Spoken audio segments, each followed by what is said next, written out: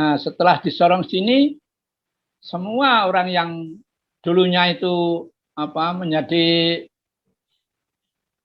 dari Jawanya itu orang Kristen juga di sini sudah diganti agama Islam. Lalu belum sampai mengenal Tuhan Yesus itu, saya masih menyangkal sama Tuhan Yesus itu. Sebab dari Jawa itu, Pak, saya ini namanya orang Kristen itu saya anti karena apa? Itu saya pikir orang Kristen ini Tuhannya seperti Belanda. Jadi saya pikir itu orang Belanda.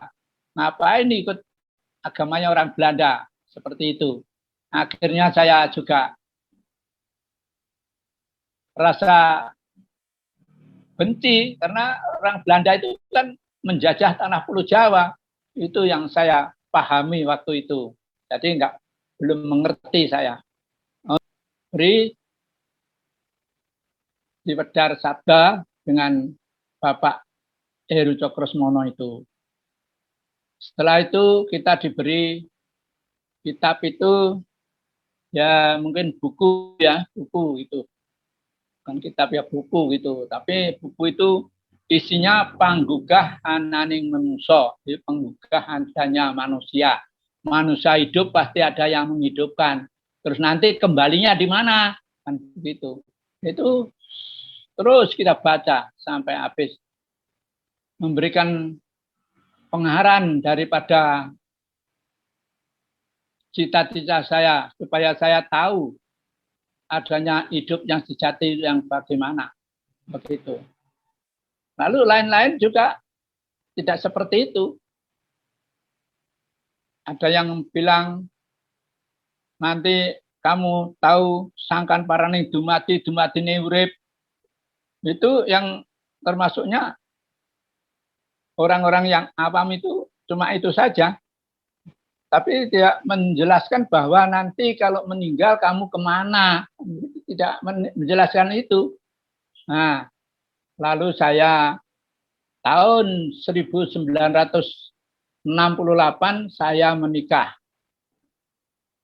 Bapak Ibu, saudara-saudariku yang kekasih dalam kasih Kristus, saya menikah, lalu di dalam pergumulan saya setiap menikah itu melalui setiap harinya kita ya cuma biasa-biasa saja, melalui saya bekerja, usaha untuk mencari nafkah, menghidupi istri. Setelah itu saya habis menikah, saya mempunyai anak 5. Yang pertama anak 2 itu dari Jawa. Anak yang ketiga itu dari Jawa. Lalu saya tahun 80 itu saya harus berangkat transmigrasi ke Sorong. Melalui berangkat transmigrasi ini saya banyak pergumulan yang kami hadapi karena semua orang pada mencari hidup, mencari nafkah di dalam kehidupan kita. Karena di Jawa sudah sempit sekali, jadi kita lari ke Irian Jaya waktu itu. Lari ke Irian Jaya ini, setiap orang agama apapun, mereka didaftar, diganti KTP-nya Muslim. Jadi setiap orang, agama Hindu kah, agama Kristen kah, itu diganti agama Islam. KTP dari transmigrasi. Ini betul Bapak Ibu. Setelah saya di sini menjalankan tugas saya sebagai orang transmigrasi, kita ya cocok tanam, ya bekerja. Itu melalui transmigrasi ini saya juga bersyukur sekali karena saya di Jawa juga nggak punya apa-apa, sampai di sini diberi tanah 2 hektar. Lalu kita olah dan kita Sampai di sini, di samping kerja sambilan, kerja yang lain, itu saya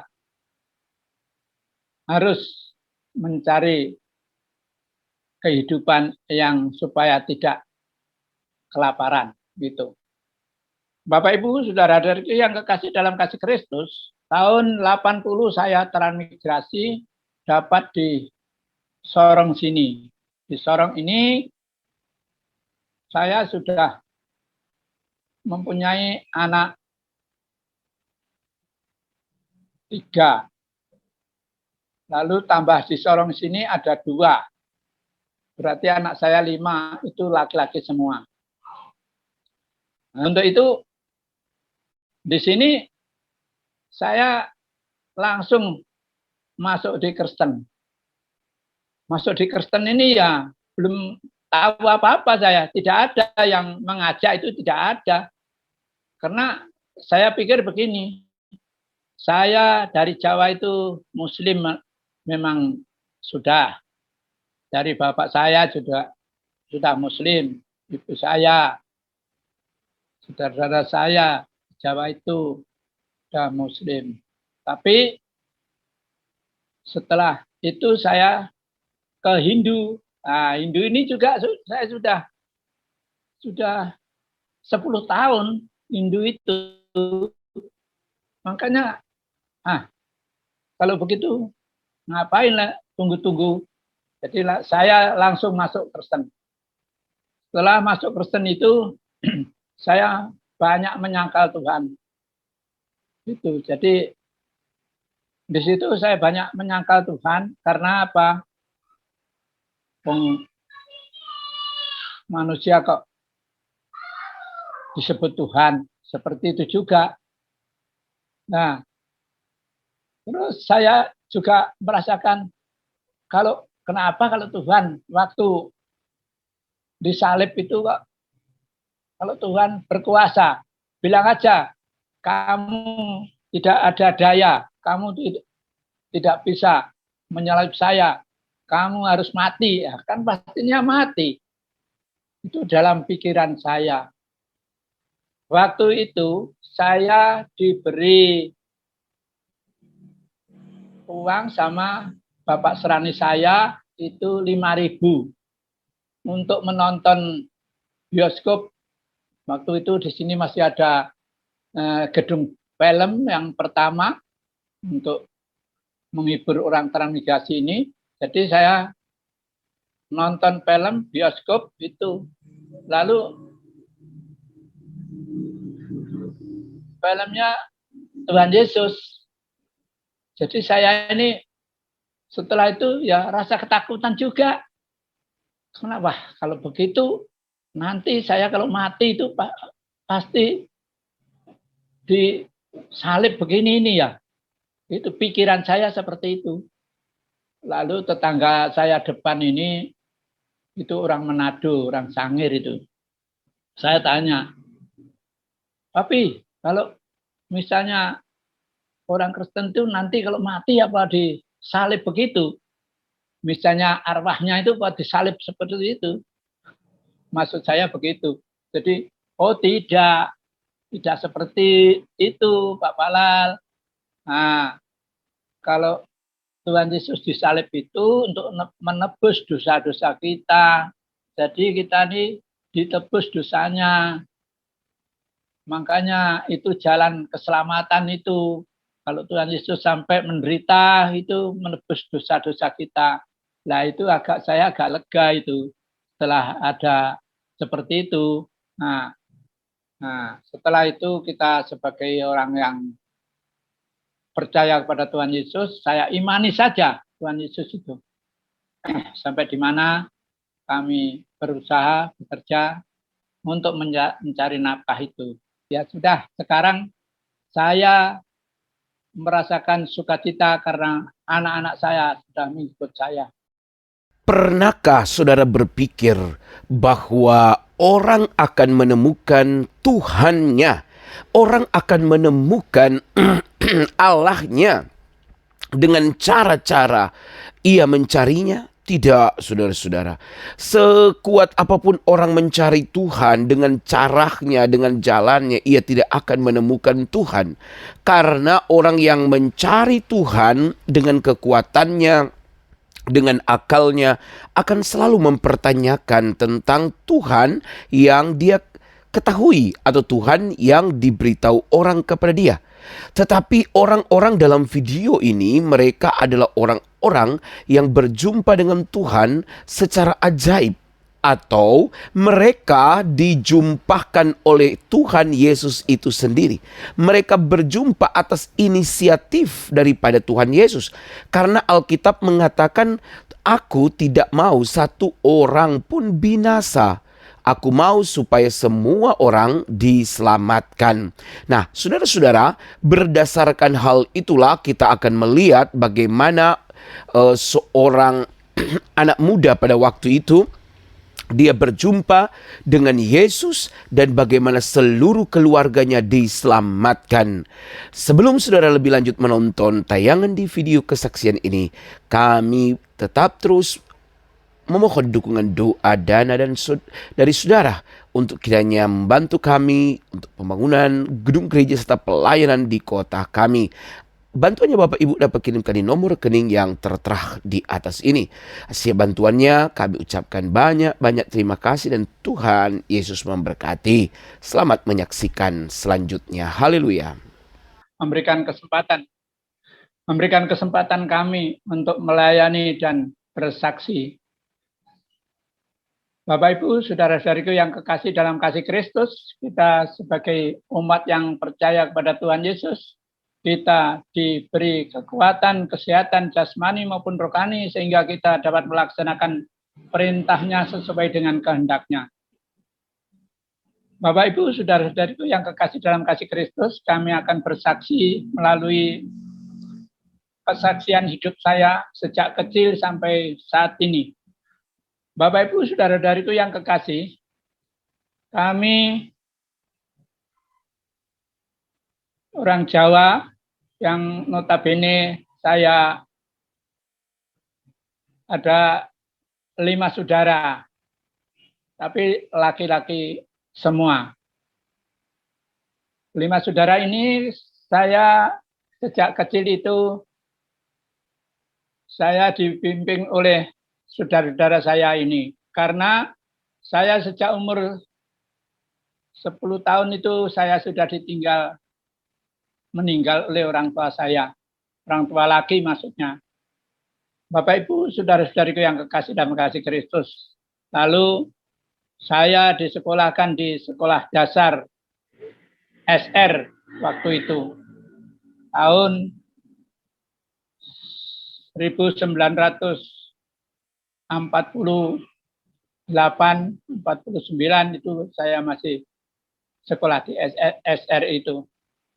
Bapak Ibu, saudara-saudariku yang kekasih, melalui kami sekolah di SR itu kita nggak sampai lulus. Namun apa yang kami jalankan itu hanya untuk mengerti di dalam kehidupan saya setiap hari bisa baca, bisa tulis. Bapak Ibu yang kekasih dalam kasih Kristus. Saya umur 10 tahun sudah ditinggal oleh orang tua laki. Sebetulnya kakak saya ada 3. Yang kakak saya itu yang membimbing saya, menyekolahkan saya, sampai saya dewasa. Sehingga saya selalu senantiasa patuh dengan kakak saya ini. Namun kakak saya sudah, saya agak dewasa, kakak saya sudah meninggal juga. Melalui tinggal kakak saya perempuan. Bapak Ibu, saudara-saudariku yang kekasih. Saya sebagai orang yang patuh kepada orang tua, dulunya itu memang saya ini orang Islam, orang Muslim. Kenapa saya dinamakan Palal? Kata bapak saya, nama Palal itu memperoleh kemenangan. Lalu saya masih di Muslim. Waktu itu sampai tahun 1965 itu saya gencar-gencarnya saya di masjid. Jadi tidur ya di masjid situ untuk mencari ilmu. Namun perjalanan waktu saya melalui itu tidak lama juga, mungkin sekitar 2 tahunan saja. Lalu saya merantau. Jadi merantau, saya ini kan jiwa seni, jadi merantau untuk menjual jiwa seni saya. Tapi di tempat di mana-mana, untuk di kampung-kampung sampai di Malang maupun sampai di mana-mana itu kita jiwa seni. Namun setelah kita ketemu orang yang mengerti, maksudnya orang yang mengerti, itu saya harus berhenti di situ dulu. Soalnya saya menimba ilmu dari orang tua itu. Dan itu sudah saya jalankan melalui saya merantau di desa-desa itu minta pengertian. Soalnya saya ingin tahu sangkan paraning dumadi, ingin tahu kalau saya itu ada yang menghidupkan, nanti kalau saya bisa pulang kepada Tuhan itu bagaimana caranya. Itu setiap orang tua saya tanya seperti itu.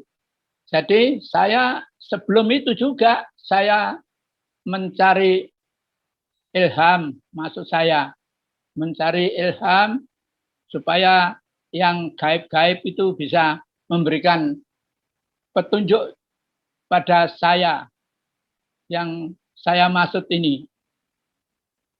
Satu kali saya di Malang, di desa Karangampel itu ada punden, namanya punden itu kalau di Jawa itu punden itu untuk menepi itu. Jadi saya di situ menepi 3 hari 3 malam di situ. Namun di situ kita juga dapat keris itu, keris segini nih kerisnya. Itu tahu-tahu ya ada di depan saya begitu. Karena teman-teman saya ada 12 itu yang dapat keris cuma saya saja. Lainnya itu dapat lain-lain untuk akik ke apa itu. Katanya untuk sikap, untuk menjaga keselamatan diri saya. Setelah itu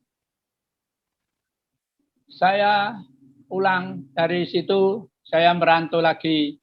Lalu saya ketemu namanya orang tua yang saya pikir itu juga orang yang terpandang di dalam manusia sekitarnya.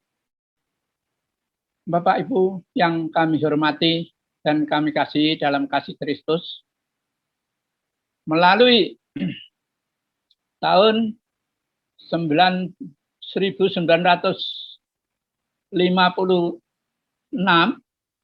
itu masih ada dalam perantauan saya. Waktu saya dapat keris itu, kita didampingi oleh mungkin roh yang mendampingi saya itu termasuknya ya keris itu. Karena saya sampai di Malang, sampai pulang ke Kediri itu saya tidak ditanya ongkos kendaraan, tidak ada yang tanya itu waktu itu. Nah, saya sampai di rumah waktu itu pas ada G30 SPKI itu orang banyak yang dibunuh itu. Lalu saya sampai di rumah, kita selamat sampai di rumah. Waktu itu tahun 1965. Nah, setelah itu saya kembali lagi ke situ. kembali lagi ke Malang. Setelah kembali lagi ke Malang itu, sekarang mungkin masih ada juga. Waktu kembali yang kedua itu dapat mengeluarkan air. Ini ada batu, batu itu dua. Nah, ada tempat rumahnya ya seperti rumah ini, kecil begitu. Nah, batu itu bisa mengeluarkan air, padahal ini tidak ada air di situ. Di sekitarnya tidak ada air. Nah, waktu itu saya dapat air. Air itu katanya juga menjaga keselamatan saya. Jadi air itu tidak habis-habis itu. Karena kalau sudah habis itu dia menetes lagi itu. Saya taruh di botol itu. Saya ini juga saya buktikan sendiri karena saya sendiri yang di situ saya minta air untuk penyembuhan apapun yang kami misalnya sakit ke apa itu yang kami minum waktu itu. Tetapi lama-kelamaan saya ini merasakan mimpi-mimpi itu kok ke situ gitu. Berarti saya ini kalau begitu saya ini orang yang memuji roh gaib begitu. Karena setiap mimpi itu saya datang ke situ. Setiap mimpi datang ke situ. Berarti nanti saya ini dibikin, kalau misalnya saya sudah meninggal, mungkin dibikin jadi temannya dia, supaya mereka itu dapat teman, begitu mungkin. Bapak Ibu yang dikasihi oleh Tuhan kita Yesus Kristus. Ini waktu tahun 1966 yang kami jalankan waktu itu. Tidak putus dari itu, saya masih mencari lagi. Saya belum terima kalau saya belum menemukan sejatining urip dan sangkan paraning dumadi. Dumadining urip itu di mana tempatnya itu. Lalu saya merantau lagi, ada orang tua yang di Malang juga, tapi ini di pelosok ini, di Malang. Namanya Bapak Heru Cokrosmono. Nah, itu saya merasakan yang hidup yang sejati itu di situ. Tapi saya nggak mengerti, kalau belum mengerti melalui Tuhan Yesus, belum mengerti. Tapi saya juga diberi kitab oleh Bapak itu, Bapak Heru Cokrosmono itu. Nah, setelah itu saya baca Alkitab itu. Isinya itu menunjukkan bahwa sangkan paraning dumadining urip, yaitu manungsa urip asale saka urip. Bisa mengerti dasare urip itu teka saka Kang Maha Suci. Makanya di situ saya telah diberi wawasan di situ. Jadi saya ke situ itu ya juga hari Minggu, waktu ke situ itu harus hari Minggu. Karena kalau enggak hari Minggu, mereka enggak medar Sabdo. Begitu. Waktu itu. Lalu sampailah kita bisa merasakan, oh ini sejatining urip, urip yang sejati, sangkan paraning dumadining urip. Nah, ini yang saya cari, dapatnya di situ. Nah, setelah itu saya sudah enggak kemana-mana lagi, saya cuma itu yang saya imani waktu itu.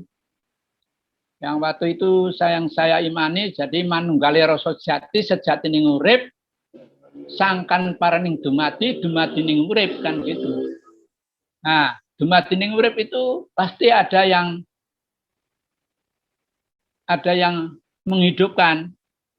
Urip itu bahasa Indonesianya itu hidup gitu.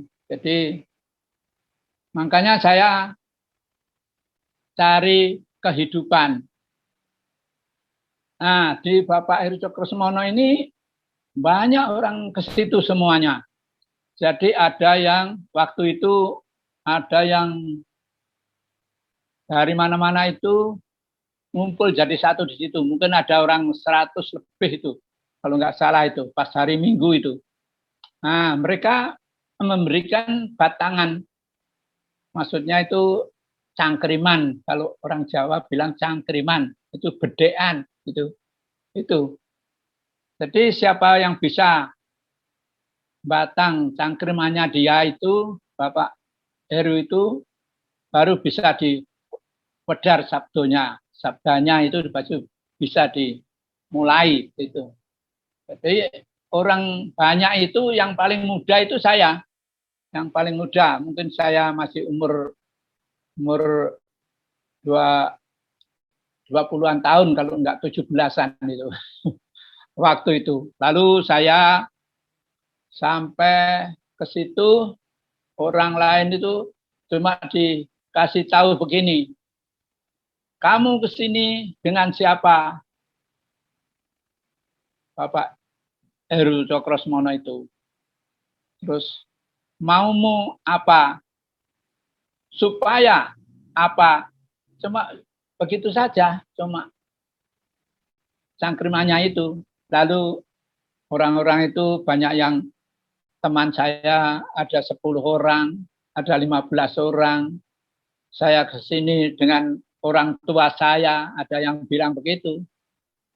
Tetapi saya ngambil putusan begini, saya Pak yang ingin membatang cangkrimannya Bapak. Saya ke sini dengan hidup saya. Lalu saya bilang begitu, Bapak Heru itu langsung memandang saya agak tegak begitu.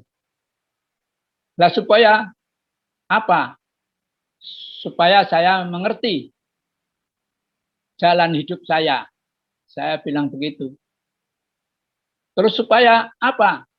Ya nanti kalau manusia hidup pasti ada kematian. Nanti kalau sudah mati, sampurnaning urip kang sejati itu di mana, Pak? Nah ini baru kita orang banyak itu semua memandang saya. Karena saya orang masih muda sendiri itu waktu itu. Lalu saya dipedar sabda dengan Bapak Heru Cokrosemono itu. Setelah itu kita diberi kitab itu ya mungkin buku ya, buku itu. Bukan kitab ya buku gitu, tapi buku itu isinya panggugah ananing manusia, jadi penggugah adanya manusia. Manusia hidup pasti ada yang menghidupkan. Terus nanti kembalinya di mana? Kan begitu. Itu terus kita baca sampai habis. Nah, setelah itu saya merasakan ketenangan hati saya.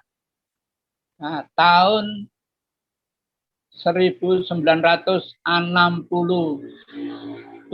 saya mulai merantau lagi. Tapi merantau lagi cari yang bisa memberikan pengarahan daripada cita-cita saya supaya saya tahu adanya hidup yang sejati yang bagaimana begitu. Lalu lain-lain juga tidak seperti itu. Ada yang bilang nanti kamu tahu sangkan paraning dumadi dumadine urip. Itu yang termasuknya orang-orang yang awam itu cuma itu saja. Tapi tidak menjelaskan bahwa nanti kalau meninggal kamu kemana. Tidak menjelaskan itu. Nah, lalu saya tahun 1968 saya menikah. Bapak Ibu, saudara-saudariku yang kekasih dalam kasih Kristus, saya menikah lalu di dalam pergumulan saya setiap menikah itu melalui setiap harinya kita ya cuma biasa-biasa saja, melalui saya bekerja, usaha untuk mencari nafkah, menghidupi istri. Setelah itu saya habis menikah, saya mempunyai anak 5. Yang pertama anak 2 itu dari Jawa. Anak yang ketiga itu dari Jawa. Lalu saya tahun 80 itu saya harus berangkat transmigrasi ke Sorong. Melalui berangkat transmigrasi ini saya banyak pergumulan yang kami hadapi karena semua orang pada mencari hidup, mencari nafkah di dalam kehidupan kita. Karena di Jawa sudah sempit sekali, jadi kita lari ke Irian Jaya waktu itu.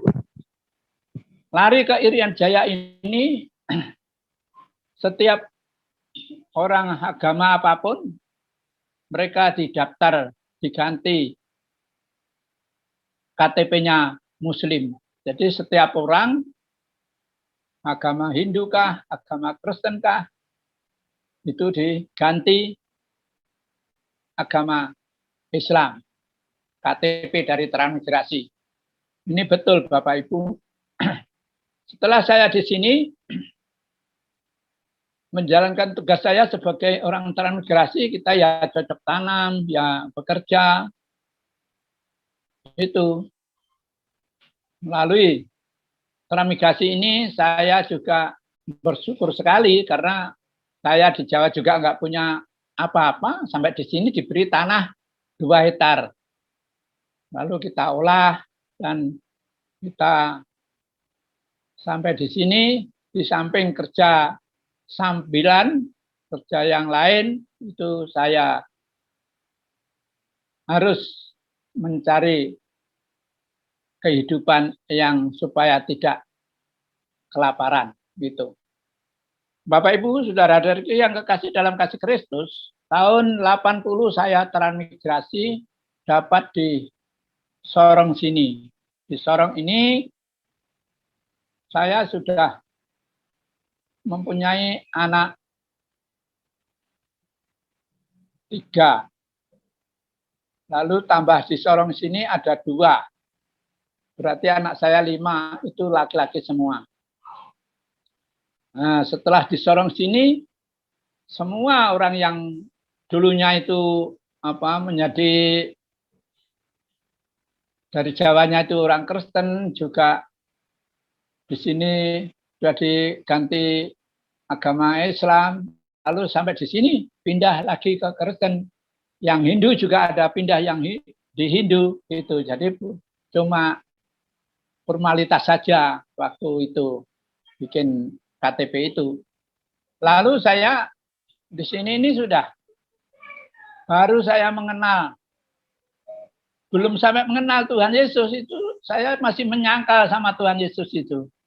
Sebab dari Jawa itu, Pak, saya ini namanya orang Kristen itu saya anti karena apa?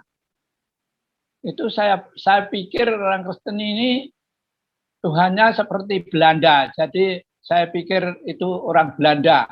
Ngapain ikut agamanya orang Belanda? Seperti itu. Akhirnya saya juga rasa benci karena orang Belanda itu kan menjajah tanah Pulau Jawa. Itu yang saya pahami waktu itu. Jadi belum mengerti saya.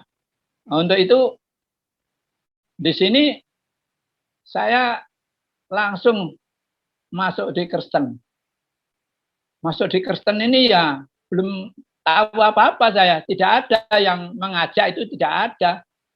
Karena saya pikir begini, saya dari Jawa itu Muslim memang dari bapak saya sudah Muslim, ibu saya.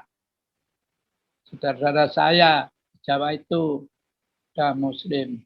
Tapi setelah itu saya ke Hindu. Nah, Hindu ini juga saya sudah 10 tahun Hindu itu. Makanya, kalau begitu ngapain lah tunggu-tunggu. Jadi saya langsung masuk Kristen. Setelah masuk Kristen itu, saya banyak menyangkal Tuhan. Itu. Jadi di situ saya banyak menyangkal Tuhan karena apa? Manusia kok disebut Tuhan, seperti itu juga. Nah, terus saya juga merasakan kenapa kalau Tuhan waktu disalib itu kok, kalau Tuhan berkuasa, bilang aja kamu tidak ada daya, kamu tidak bisa menyalib saya, kamu harus mati. Ya, kan pastinya mati. Itu dalam pikiran saya. Waktu itu saya diberi uang sama Bapak Serani saya itu 5.000 untuk menonton bioskop. Waktu itu di sini masih ada gedung film yang pertama untuk menghibur orang transmigrasi ini. Jadi saya nonton film bioskop itu. Lalu filmnya Tuhan Yesus. Jadi saya ini setelah itu ya rasa ketakutan juga. Kenapa? Kalau begitu nanti saya kalau mati itu pasti disalib begini ini ya. Itu pikiran saya seperti itu. Lalu tetangga saya depan ini itu orang Manado, orang Sangir itu. Saya tanya, tapi kalau misalnya orang Kristen itu nanti kalau mati apa disalib begitu? Misalnya arwahnya itu apa disalib seperti itu? Maksud saya begitu. Jadi, oh tidak seperti itu Pak Palal. Nah, kalau Tuhan Yesus disalib itu untuk menebus dosa-dosa kita. Jadi kita ini ditebus dosanya. Makanya itu jalan keselamatan itu. Kalau Tuhan Yesus sampai menderita itu menebus dosa-dosa kita. Nah itu saya agak lega itu setelah ada seperti itu. Nah, karena saya baru-baru saja masuk Kristen baru, lalu saya ditontonkan seperti itu, seperti film Tuhan Yesus itu, jadi saya kaget gitu. Jadi akhirnya saya merasa tenang kalau dikasih tahu Papi Tulende almarhum waktu itu. Nah, dijelaskan itu. Bapak Ibu, saudara-saudari yang kekasih dan kasih Kristus. Itulah saya menjadi Kristen itu, saya tidak mencari kitabnya, mau seperti apa sih kitabnya yang bagaimana. Saya tidak. Jadi saya langsung masuk saja. Itu. Tapi setelah di situ, saya sampai 3 tahun itu ya menyangkal Tuhan Yesus. Itu betul saya ini. Jadi menyangkal Tuhan Yesus itu, masa Tuhan kok disalib, kok nggak mau balas orang yang nyalibkan itu. Jadi saya merasa nggak percaya begitu. Makanya saya langsung ini untuk mencari ketenangan dalam kehidupan saya untuk masuk Kristen ini.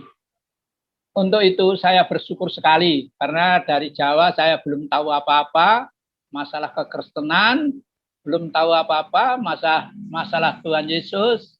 Makanya saya langsung saja mendaftarkan diri. Jadi keluarga, anak saya 5, istri saya dan saya itu. Lalu di situ belum ada gereja lagi karena gerejanya itu masih numpang di sekolah waktu itu.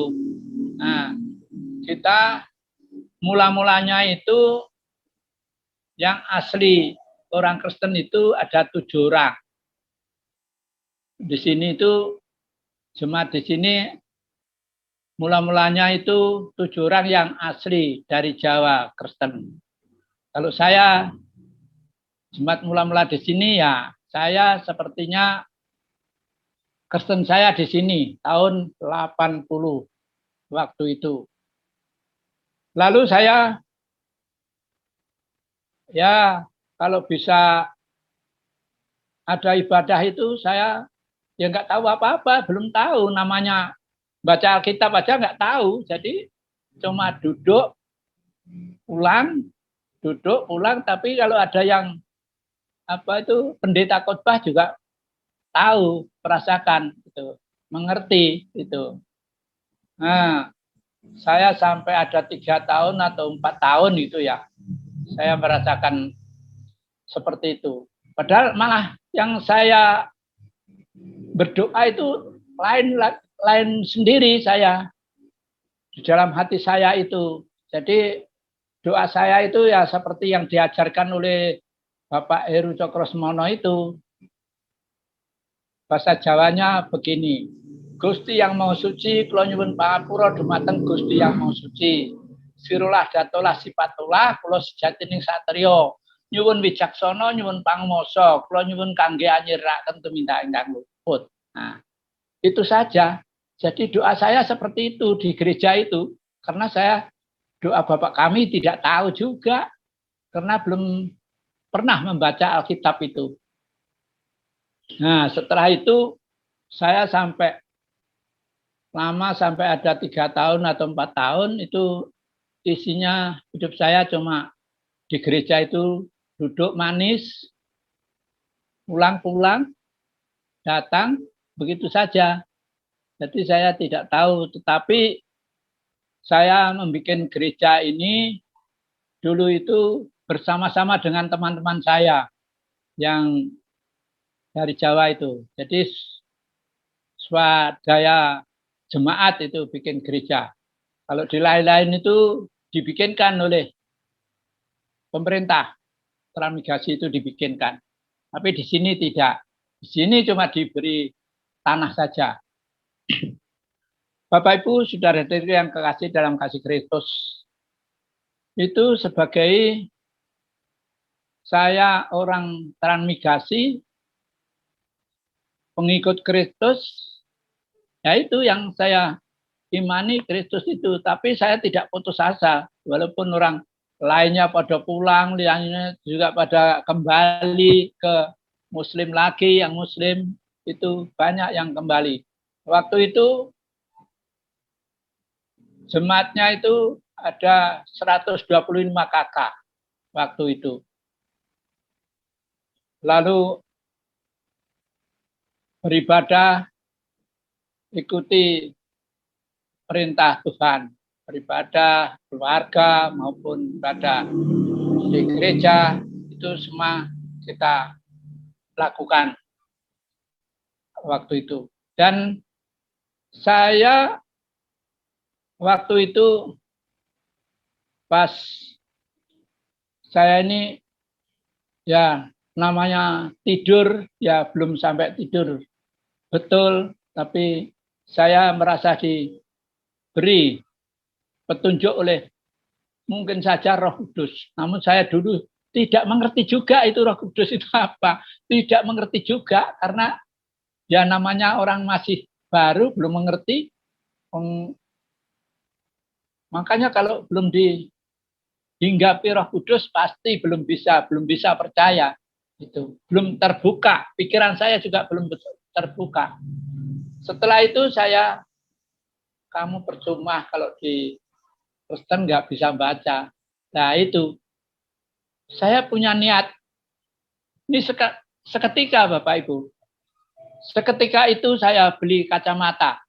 Apa mungkin saya nggak bisa baca, ini masalah mata saya kurang terang dan begitu. Jadi saya ke Sorong, kota pasar sentral itu, baru saya beli kacamata harganya 17.000. Tuh, baru saya bisa membaca. Nah, itu pun saya masih mau tanya-tanya teman saya.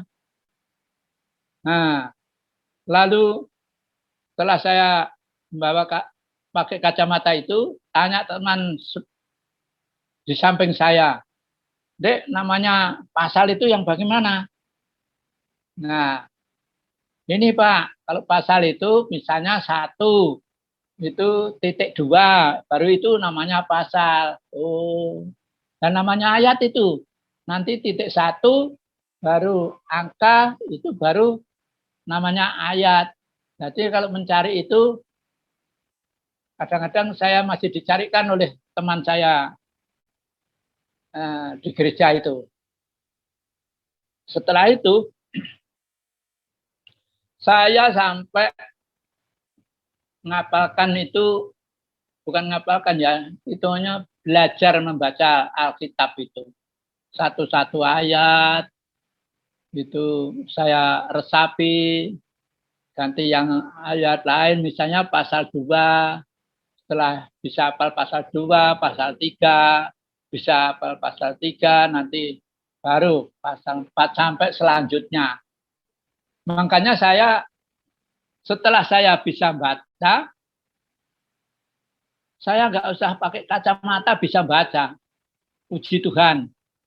Amin Bapak Ibu. Karena merasa sukacita. Sampai sekarang ini nggak pernah pakai kacamata saya bisa baca Alkitab itu. Itu merupakan Roh Kudus yang memberikan mata saya terang untuk membaca Alkitab. Tidak usah pakai kacamata. Padahal umur saya ini sudah 79 tahun, Bapak Ibu. Ya, sudah 79 tahun. Saya bersyukur sampai ke Teramigasi ke Sorong ini, saya tidak sia-sia Teramigasi ke Sorong ini. Dan saya merasakan sukacita yang mendalam. Padahal saya ini ya termasuk orang yang diberkati Tuhan lah, karena tahu jalan keselamatan. Jalan keselamatan tidak ada lain selain Tuhan Yesus Kristus. Maka saya sukacita dalam kehidupan saya saat ini. Bapak Ibu, saudara-saudariku yang kekasih dalam kasih Kristus, melalui kita beribadah, dan walaupun saya nggak begitu cepat seperti anak-anak sekarang, kalau membaca Mazmur itu cepat sekali. Tapi kalau saya ini, ya memang waktu saya sekolah itu mungkin masih membacanya itu masih hijrah. Tapi saat ini saya dalam menjadi majelis ini saya bersyukur sekali, karena jadi majelis saya periode yang pertama itu 5 tahun. 5 tahun yang lalu sekarang masih dipilih lagi menjadi majelis. Berarti 2 periode saya ini menjadi majelis. Bapak Ibu yang kami hormati dan kami kasih dalam kasih Kristus. Ini merupakan salah satu sukacita yang mendalam di dalam kehidupan saya saat ini. Namun waktu saya sudah bisa membaca firman Tuhan ini, lalu saya dipilih menjadi ketua PKB. Bapak Ibu, saudara-saudari yang kekasih dalam kasih Kristus, waktu di sini pemilihan PKB, karena PKB sebelumnya itu sudah dipanggil Tuhan, lalu mencari PKB itu sampai 3 tahun itu belum dapat. Ini kenapa cari PKB aja 3 tahun nggak dapat ini. Nah, waktu itu saya ya masih ibadah PKB itu masih jarang-jarang. Lalu saya waktu itu kayak ada yang suruh saja, saya langsung berangkat PKB. Padahal ada 2 bulan saya nggak pernah PKB itu. Nah, setelah itu katanya mencari ketua PKB. Nah, mencari ketua PKB ini saya juga mikir-mikir, kenapa kok orang-orang ini nggak mau jadi ketua PKB kok udah nggak mau, pada nggak mau itu bagaimana? Itu kan pelayanan, kenapa nggak mau? Lalu saya bilang begini, Bapak-bapak, misalnya ini ada yang mau jadi PKB, apa kira-kira diterima? Karena pendidikan saya terbatas sekali, saya tidak pernah sekolah minggu, itu saya ini nggak pernah belajar sekolah minggu sejak kecil. Jadi baru saja ini saya aktif di dalam ibadah di gereja maupun saya ini lagi mikir bahwa orang yang titelnya tinggi-tinggi kok udah gak mau itu bagaimana. Lalu saya bilang begini, misalnya saya jadi ketua PKB apa Bapak terima?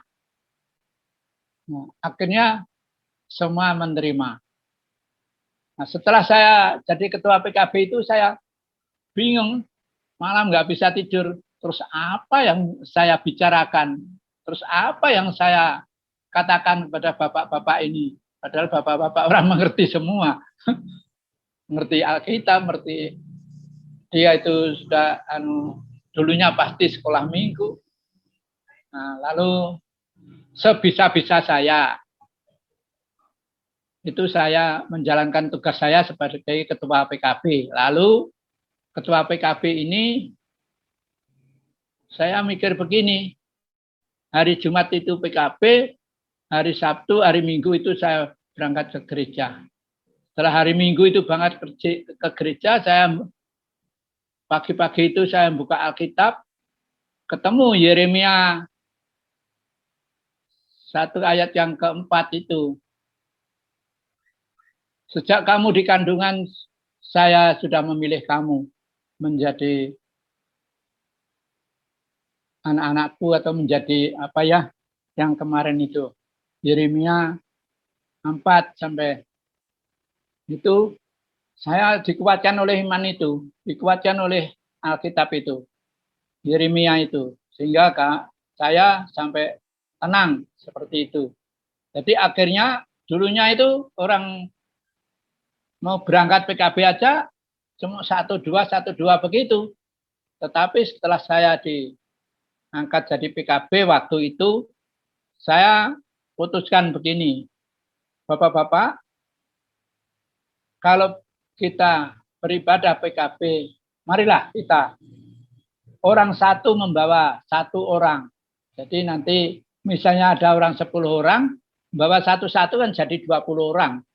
Prinsip saya seperti itu. Dan itu saya juga laksanakan. Dan lagi masih ada yang saya kerjakan.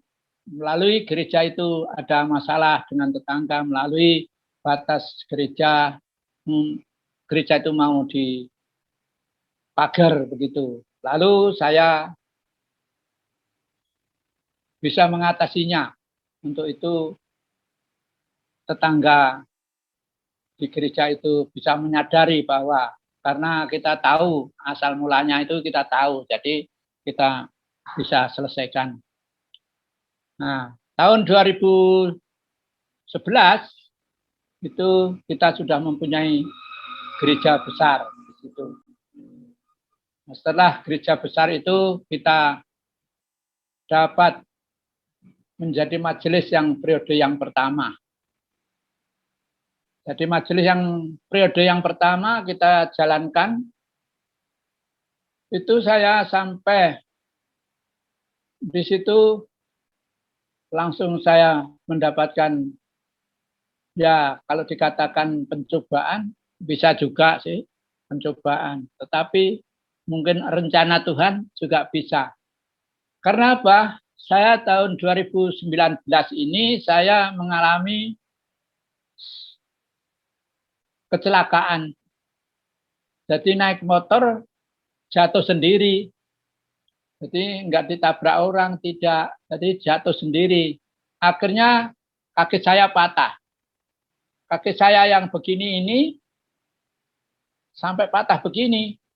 Itu jadi ini sudah enggak ada kekuatan lagi ini. Itu. Nah, setelah kaki saya patah ini, saya sampai mengeluh saya. Karena apa? Kalau begini saya sudah nggak bisa jalan, menjadi tanggungannya anak. Saya merasakan sedih sekali saya. Sampai saya dengan ibunya itu, sampai saya ini menangis. Malah saya sampai bilang, saya serahkan Tuhan. Semuanya itu saya serahkan kepada Tuhan. Tuhan, kalau memang saya ini sudah nasib saya seperti ini, kalau misalnya nggak bisa sembuh, saya sudah pasrahkan kepada Tuhan hidup saya. Jadi saya dua orang sama istri saya itu saya menangis. Betul-betul saya tidak mempunyai kekuatan apapun gitu. Tetapi setelah itu, Bapak Ibu, saudara-saudariku yang kekasih dalam kasih Kristus, waktu itu jam 3 itu saya mimpi. Mimpi saya ini dibawa di bangunan yang tingkat 2, yang tingginya itu mungkin sekitar 8 meter. Saya sampai heran nih saya, kenapa kaki saya begini kok saya sampai bisa di atas sini loh, bagaimana? Saya seperti itu. Nah, saya melihat bawah itu dalam sekali. Ini kalau saya jatuh pasti mati saya ini. Kalau jatuh pasti mati saya ini. Seperti itu. Nah, setelah itu jatuh betul Bapak Ibu. Saya jatuh betul itu.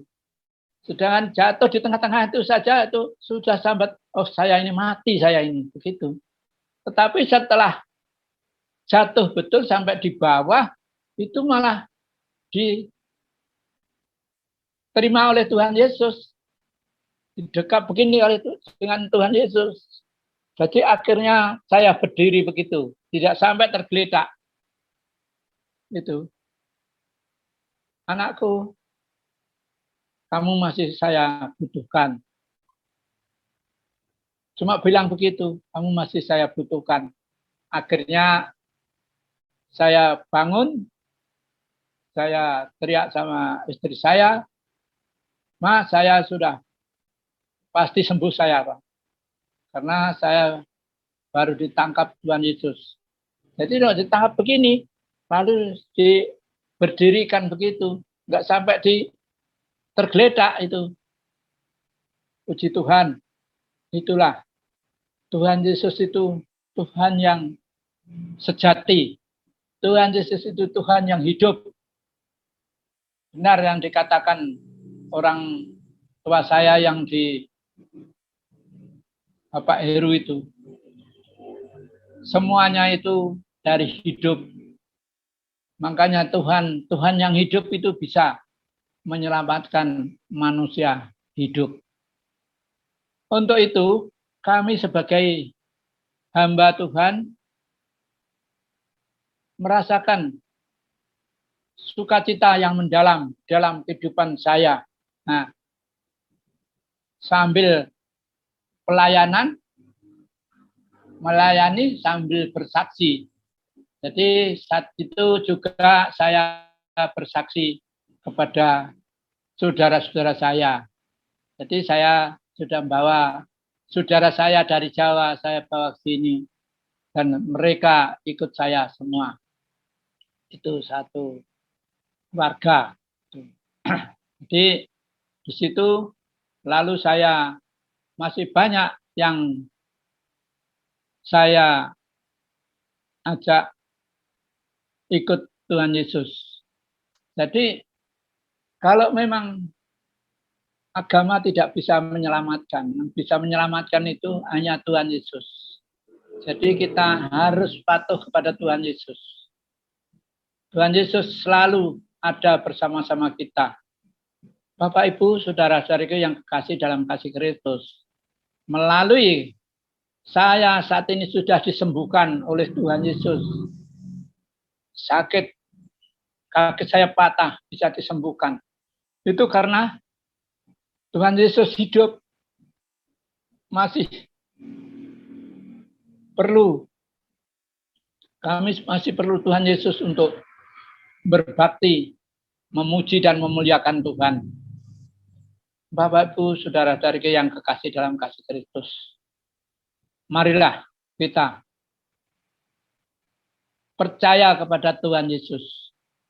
Karena Tuhan Yesus itu walaupun bentuknya memang manusia, jadi jangan heran kalau Tuhan menjadi manusia bisa melalui mujizatnya, melalui kuasanya bisa. Tapi kalau manusia menjadi Tuhan tidak akan bisa. Bapak, Ibu, saudara-saudariku yang kekasih dalam kasih Kristus, melalui kesaksian saya ini betul-betul real dan tidak kami bikin-bikin supaya saya bisa bersaksi. Saya bersaksi ini real dan saya tunjukkan. Saya merasa berdosa kalau saya cuma bikin-bikin bersaksi atau disuruh orang, saya suruh bersaksi. Saksinya harus kamu begini, harus kamu begitu. Rasa berdosa, Bapak Ibu. Kalau Tuhan Yesus itu Tuhan yang hidup. Tuhan yang hidup. Karena apa? Saya tahun 1992 itu saya juga diberi mujizat oleh Tuhan Yesus. Saya ini berangkat ke Sorong sini, saya juga gak punya keterampilan. Keterampilan saya cuma kalau menyangkul ya bisa, ya. Menyangkul itu memang juga bisa, sebisa-bisanya orang nggak bisa apa-apa, bisa menyangkul itu memang bisa. Itu. Tetapi kalau namanya tukang, saya ke sini itu tidak bawa alat, juga tidak mengerti. Jadi tukang itu tidak mengerti, gitu. Tetapi mujizat Tuhan itu terjadi kepada saya. Diberi talenta. Saya ini diberi talenta oleh Tuhan Yesus. Sebab apa?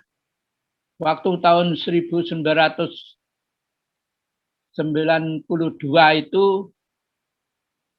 di gereja Epata, Melanus itu sedang membangun gereja itu. Saya pernah didatangi oleh namanya ketua pembangunan almarhum Bapak Pauno. Waktu itu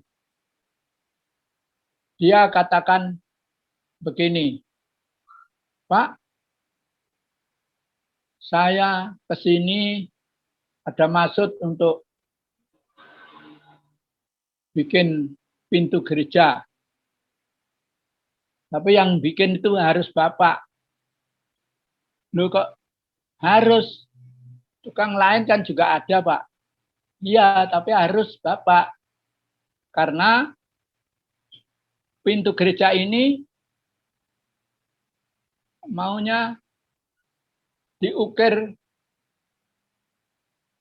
dengan gambar Tuhan Yesus. Nah, ini saya berpikir aneh ini. Kita bagaimana? Lalu saya, Pak, kalau saya sendiri itu coba tukang bunyi dua, Pak. Namanya tukang-tukangan. Jadi saya dari Jawa itu juga nggak bawa alat ke sini. Jadi bukan tukang sejati, jadi tukang-tukangan. Tetapi kalau Bapak seperti itu, saya ada teman saya bisa ngukir. Coba nanti saya bicara sama teman saya itu, mungkin bisa ngukir Tuhan Yesus. Lalu saya bicara sama teman saya itu. Wah, saya nggak berani, Pak. Kalau seni rupa itu susah. Kecuali cuma gambar bunga, gambar apa itu nggak masalah. Tapi kalau seni rupa, saya nggak berani, Pak. Nah, itu. Jadi akhirnya nggak berani, terus Bapak Paun nanti datang lagi. Bagaimana, Pak? Ah, orangnya tidak berani, Pak. Sudah, pokoknya saya nggak mau tahu. Pokoknya Bapak saja yang bikin. Nah, itu saya ini mikir berapa kali begitu. Karena ini enggak namanya pahat ukir itu loh, pahatnya untuk mengukir itu aja saya tidak tahu. Itu warnanya bagaimana, bentuknya bagaimana, saya tidak tahu. Lalu kalau Bapak percaya seperti itu, coba nanti kalau pas waktu kita bikin mengukir pintu ini, Bapak datang dengan majelisnya, nanti tolong doakan saya. Gitu. Akhirnya datang juga. Tetapi sebelum itu saya masih bingung ini. Ada 1 minggu itu masih bingung. Terus bagaimana ya? Monggo gambar kecil ini bisanya besar seperti pintu ini bagaimana ya? Sampai nggak bisa tidur rasanya itu. Membayangkan itu. Karena saya ketidaktahuan saya. Malam itu saya mimpi ditunjukkan gambar Tuhan Yesus itu sebesar triples itu tingginya. Nah, setelah itu dia bilang, mungkin Roh Kudus yang bilang itu, kala. Oh, itu. Terus saya ini masih semakin bingung lagi. Ada suara kala 3 kali itu. Semakin bingung lagi karena saya juga tidak tahu. Namanya orang masih belum mengerti, masih baru tahun 92 itu kita baru Kristen, saya baru belum membaca Alkitab aja belum bisa tuh. Makanya saya kerja di mebel teman saya situ. Saya ini bicara-bicara. Mas, kalau misalnya bikin gambar orang seperti tingginya, besarnya seperti pintu itu bagaimana caranya? Saya tanya seperti itu. Oh, ya di skala. Nah itu, tahu saya mengerti kalau kala itu tahunya di skala. Nah itu baru ngerti saya ini. Kalau di skala. Lalu saya beli gambar di Sorong itu, gambar Tuhan Yesus bawa domba, sama Tuhan Yesus ketok pintu. Nah itu baru saya lipat gandakan. Itu. Nah, kalau lipat 3, masih kurang besar. Saya lipatkan 4. Skala itu bagaimana Mas Di? Skala itu di garis-garis kotak-kotak. Bapak bisa, kalau di garis kotak-kotak itu, satu garis satu kotak itu berapa senti, begitu. Lalu dikalikan berapa, itu. Oh, begitu. Akhirnya juga jadi, Bapak Ibu saudara-saudariku yang kasih. Akhirnya jadi juga melalui saya bertanya sama teman saya itu. Namun saya kemarin dulu itu waktu kesaksian yang pertama itu saya cari-cari, mungkin mau saya foto begitu, tapi saya lihat katanya sudah tidak ada, sudah rusak. tahun 92 sampai sekarang yang pasti rusak. Itu. Akhirnya saya nggak bisa ada bukti. Sebenarnya itu ada bukti. Tuh. Dan waktu itu saya juga nggak mengerti melalui melalui kita sebagai orang Kristen ini bisa sekolah kerohanian itu, saya tidak sampai seperti itu. Karena saya dari Jawa ke Sorong ini tujuan saya bekerja merubah nasib itu. Nah, setelah itu kita sebagai orang yang percaya kepada Tuhan Yesus, saya imani saja Tuhan Yesus itu. Sampai di mana kami berusaha bekerja untuk mencari nafkah itu. Bapak Ibu, saudara-saudariku yang kasih dalam kasih Kristus. Nah, melalui saya habis kena sakit sudah sembuh ini, lalu tahun 2020 itu saya kena ada sakit juga. Itu merupakan pergumulan saya waktu itu. Nah, puji Tuhan, saya ada anak yang bungsu, anak saya dengan istrinya itu mendampingi saya, memberikan kekuatan bagi saya. Nah, itu ibunya ada sakit juga. Itu waktu itu malah ibunya ini sudah sakit, mempunyai sakit penyakit yang gawat begitu. Mempunyai sakit penyakit itu. Nah, itu siapa yang mengurusi administrasi itu juga anak saya itu, anak menantu saya sama anak saya. Jadi waktu itu mamanya kena sakit saraf kepala juga itu. Bapak Ibu, saudara-saudari yang kasih dalam kasih Kristus. Waktu itu di Selebesulu sana itu kita sampai beberapa bulan itu ya, anak saya sama anak saya yang bungsu ini dengan istrinya yang selalu mendampingi saya sampai sekarang ini. Bapak Ibu saudara-saudari yang kekasih dalam kasih Kristus, sampai tahun 2021 ini kemarin istri saya itu dipanggil oleh Tuhan karena ada sakit itu. Saya merasakan rasa kehilangan sebetulnya itu, rasa kehilangan karena Bapak Ibu saudara-saudari yang kekasih, saya dengan ibunya ini saya sudah 53 tahun. Jadi saya bersama istri saya ini sudah 53 tahun.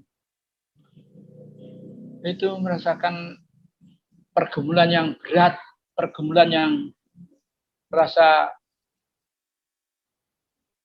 ya kalau manusia memang seperti itu.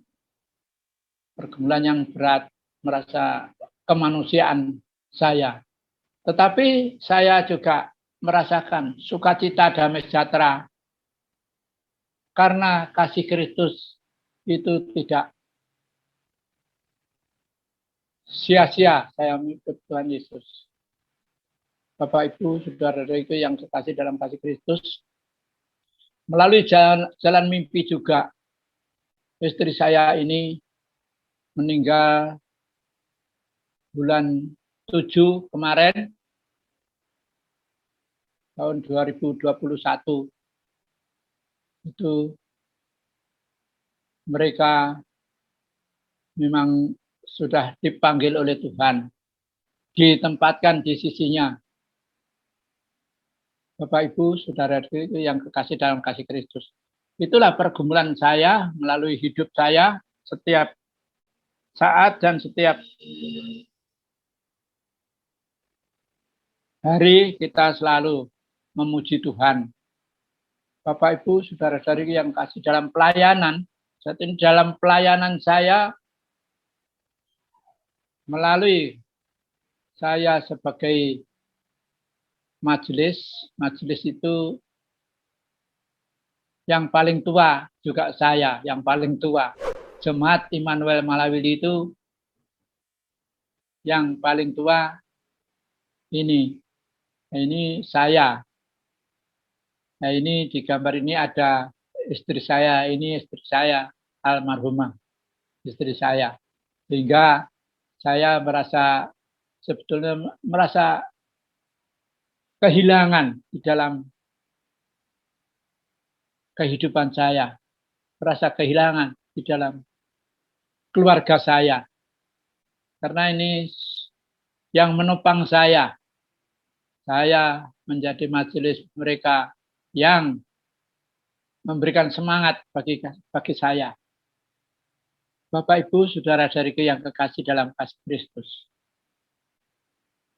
Saya sebagai orang yang diutus oleh Tuhan untuk menjalankan tugas, melayani dan bersaksi. Inilah jalan yang kami lakukan, melayani dan bersaksi. Dan saya sudah mungkin sekitar ada 20 orang yang saya sudah tobatkan. Nanti tanggal 27 ini ada lagi satu lagi yang akan bertobat, menerima Tuhan Yesus. Melalui pelayanan saya, Bapak, Ibu, saudara-saudari yang kasih dalam kasih Kristus, saya membikin persekutuan Jawa juga. Jadi kota Sorong sampai kabupaten, sampai ke pelosok sana, saya ini mengumpulkan dalam persekutuan Jawa. Jadi persekutuan Jawa ini banyak, kalau dihitung-hitung itu ribuan persekutuan Jawa ini. Makanya kita sebagai orang Jawa, kita harus mengumpulkan saudara-saudara kita agar kita tidak sendirian. Di Papua sini tidak sendirian. Kita selalu bersama-sama. Kalau teman kita yang Kristen Jawa sama mengumpul dalam persekutuan itu, rasanya sukacita dan damai sejahtera. Bapak, Ibu yang diberkati Tuhan, kami sebagai ini ada landasan di dalam kehidupan saya, yaitu Yohanes 8 ayat 12 sampai ke 20. Saya akan baca firman Tuhan.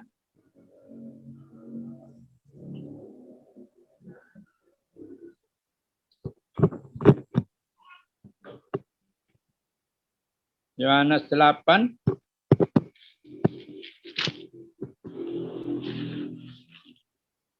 Bapak, Ibu yang diberkati Tuhan, saya sebagai orang yang selalu senantiasa untuk memuji, muliakan Tuhan atas kasih dan kemurahan Tuhan. Karena apa? Saya diselamatkan oleh Tuhan.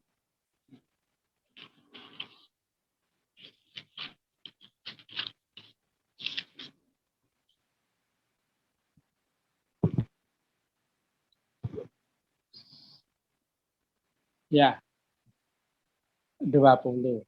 Ya. Saya baca dalam nama Tuhan kita, Yesus Kristus. Maka Yesus berkata pula kepada orang banyak, katanya, "Akulah terang dunia. Barang siapa mengikut aku, ia tidak akan berjalan dalam kegelapan, melainkan ia akan mempunyai terang hidup. Kata orang Farisi kepadanya, engkau bersaksi tentang dirimu, kesaksianmu tidak benar, kata orang Farisi. Jawab Yesus kepada mereka, katanya, biarpun aku bersaksi tentang diriku sendiri, namun kesaksianku itu benar. Jawab, sebab aku tahu dari mana aku datang dan kemana aku pergi. Tetapi kamu tidak tahu dari mana aku datang dan kemana aku pergi. Kamu menghakimi menurut aku. Manusia menurut ukuran manusia. Menurut manusia, ukuran manusia. Ya. Aku tidak menghakimi seorang pun. Dan jikalau aku menghakimi,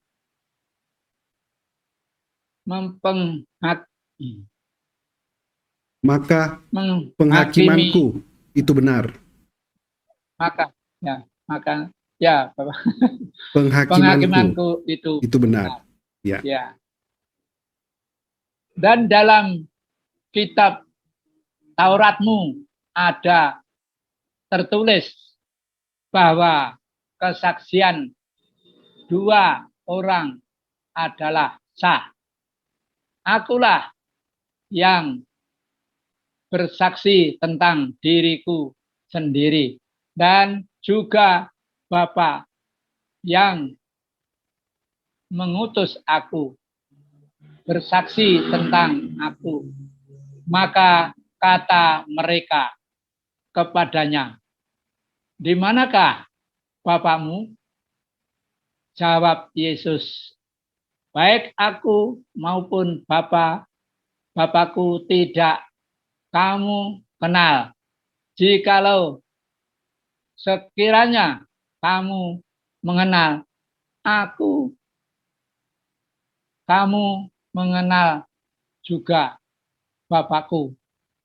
Kata-kata itu dikatakan Yesus dekat perbendaharaan waktu ia mengajar di dalam bait Allah, dan tidak seorang pun yang menangkap dia karena saatnya belum tiba.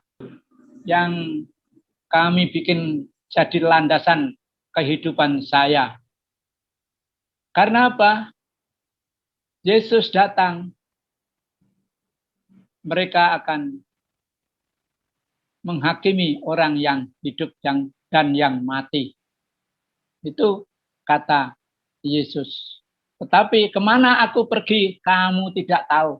Jadi orang-orang yang tidak tahu itu pasti tidak mengerti apapun yang dilakukan oleh Tuhan Yesus. Makanya kita sebagai umat pilihan Tuhan, kita mengerti Tuhan Yesus datang untuk memberikan keselamatan bagi kita sekalian sebagai orang-orang yang berdosa. Maka saat ini kami lebih yakin dan percaya bahwa Tuhan yang sejati itu yaitu Tuhan Yesus. Tuhan yang hidup, Tuhan Yesus. Agar apapun yang kita lakukan, Tuhan pasti mengetahui.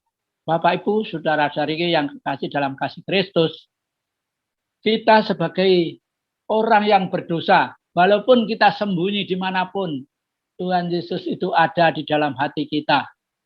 Amin, Bapak Ibu. Bapak Ibu yang ya sudah, sekarang saya merasakan sukacita karena anak-anak saya sudah mengikut saya. Puji Tuhan, Tuhan memberkati saudara, bagikan terus tayangan-tayangan kami kepada sekalian banyak orang supaya mereka juga diberkati oleh Tuhan. Sampai berjumpa lagi dalam program acara kami selanjutnya. Tuhan Yesus memberkati. Shalom, haleluya.